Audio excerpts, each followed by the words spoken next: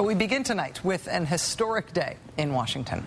Today, President Barack Obama did what generations of presidents before him only dreamed of doing. He put his pen to legislation which officially made health reform the law of the land. Mr. Obama today joined by a huge audience of Democratic members of Congress in a celebratory ceremony marking a year's worth of legislative wrangling and nearly a century's worth of legislative aspiration finally coming true. Vice President Joe Biden, in particular today, allowed his excitement to show when he swore a little too close to an open microphone while congratulating the president on the enormity of this accomplishment. That was what was going on above the surface in politics today. This hugely consequential legislative win, an accomplishment that will be part of the paragraph 1 definition of Barack Obama's presidency, no matter what else he does in this term or even in a potential second term. That's what's going on. That is the huge news going on above the surface, visibly, in American politics right now. What's going on below the surface in American politics is something very different. Last night on this show, we reported on 3 separate incidents across the country in which it seems that people opposed to health reform abandoned the debate over this issue and decided instead to express their opposition to health reform through violence and intimidation. We described last night incidents at 2 Democratic Party or Democratic elected official offices in New York State and 1 in Arizona. All 3 of them were attacked over the weekend. Today, we are updating our reporting on what's turning out to be a much more serious story. It turns out it wasn't just the 3 incidents we described last night, it was more. Here's what we know. Sometime on Friday, a brick was thrown through a window at Democratic Congresswoman Louise Slaughter's district office in Niagara Falls, New York. Also, late on Friday, or possibly early on Saturday, another brick was thrown through a window at the Sedgwick County Democratic Party office in Wichita, Kansas. That brick was reported to have anti-Obama and anti-health reform messages on it. A day later, on Saturday, or early Sunday, another brick shattered glass doors at the Democratic Party headquarters in Rochester, New York.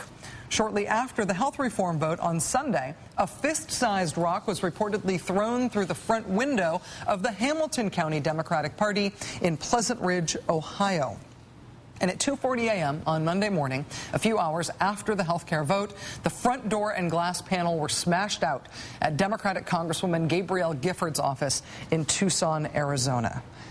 So compiling all those, it's Niagara Falls, New York, Rochester, New York, Pleasant Ridge, Ohio, Wichita, Kansas, and Tucson, Arizona. 5 separate attacks on Democratic Party offices in the span of 4 days. Since the initial reports, we have also learned that the FBI is now investigating threats reportedly left at Congresswoman Louise Slaughter's campaign office. A recorded message reportedly threatening to assassinate the children of lawmakers who voted yes on health reform. Again, the FBI now reportedly investigating that reported death threat against Louise Slaughter's children.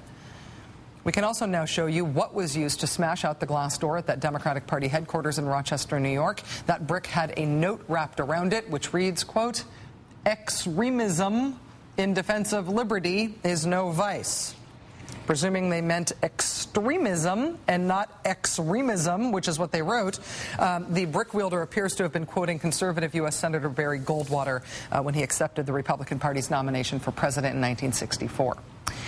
In last night's report on this show on some of those incidents, we said that nobody yet had taken responsibility for any of those incidents. That's the one thing that I said in reporting on this last night that I would have most guessed wouldn't change over 24 hours. Well, that's changed. The Rochester Democrat and Chronicle newspaper reporting that after their initial story on the attack on the Monroe County Democratic office, somebody did contact the newspaper to happily claim credit for that incident. His name is Mike Vanderboegh. He's the former leader of a group called the Alabama Constitutional Militia. Mr. Vanderboegh has been advocating specifically that people throw bricks through the windows of Democratic Party headquarters all around the country. And he wants credit, apparently, whenever anyone follows his advice. On his blog last week, Mr. Vanderboegh wrote an anti-Democrat manifesto that included this call to action. We can break their windows before we have to resort to rifles to resist their well-intentioned tyranny.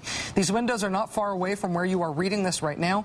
In virtually every city and county in this land, there's a local headquarters of Pelosi's party, the Democrat Party. These headquarters invariably have windows, so if you wish to send a message that Pelosi and her party cannot fail to hear, break their windows, break them now, break them and run to break again, break them under cover of night, break them in broad daylight, break them and await arrest in willful, principled civil disobedience, break them with rocks, break them with slingshots, break them with baseball bats, but break them. The time has come to take your life, your liberty, and that of your children and grandchildren into your own two hands and act. It is, after all, more humane than shooting them in self-defense. And if we do a proper job, if we break the windows of hundreds, thousands of Democrat Party headquarters across this country, we might just wake up enough of them to make defending ourselves at the muzzle of a rifle unnecessary. Break their windows, break them now. Mr. Vanderboegh made this solicitation from Pinson, Alabama. It's a suburb of Birmingham, Alabama, where he resides and from where he expounds in great detail online all about the federal government's secret plots to assert control over your life and then kill you. It's worth noting that Mr. Vanderboegh is an ex-militia guy who is anti-government enough to call for this type of crime and physical intimidation targeting politicians. He's anti-government enough to promote this sort of thing and claim credit for it. He is not so anti-government, however, that he is turning down the Social Security disability insurance checks that the Montgomery Advertiser reports that he lives on. Maybe he could throw a rock through his government check. See how that goes over at the bank. Mr. Vanderboegh's efforts to inspire violent action around the country apparently derive from his belief that he leads millions of people who think the same things that he does. We are 3% of American gun owners. That's the muzzles of 3 million rifles who can be, if required, pointed directly at the hearts of anyone who wants to be a tyrant in this country. Define tyrant, mister. Mr. Vanderboegh, from his vantage point in Pinson, Alabama, is also calling on like-minded anti-government people to prepare themselves for a new civil war. Folks, you need to be getting ready. You need to be forming neighborhood defense organizations. You need to be looking to your larders. You need to be looking to your arsenals.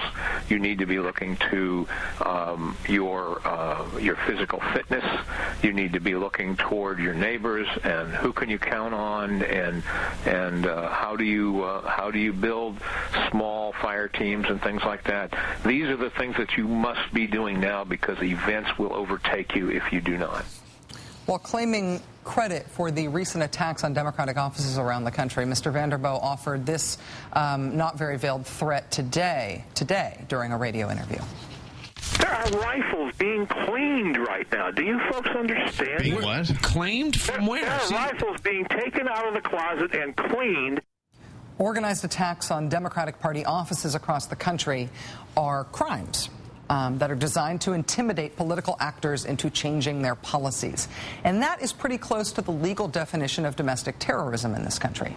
Mr. Vanderboegh, however, is comfortable with that. He wants this attention quite desperately.